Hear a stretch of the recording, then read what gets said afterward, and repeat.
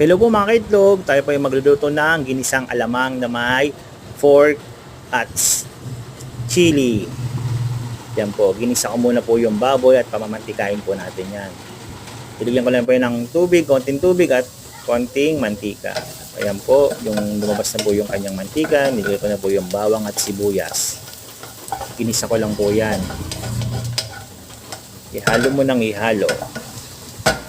After po nyan, ilagay ko na po yung bawang. Then, sinunod ko na rin. Halo-halo lang po natin. Hanggang mag-golden brown yung garlic. And then, nilagay ko na po yung alamang at tinigyan ko na po ng garlic powder at ng pepper.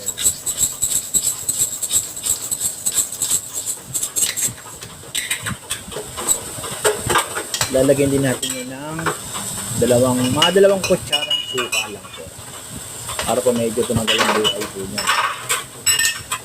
At mas lalong sumarap. At nilagyan ko rin po yun ng dalawang kutsaritang asukal. Para balance po ang lasa.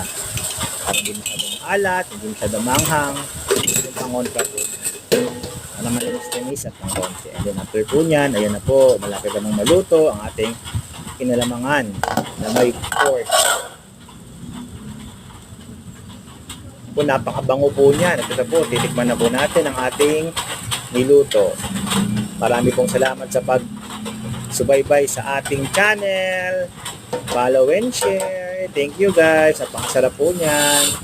Napakabango. Thank you po. Ingatan lahat.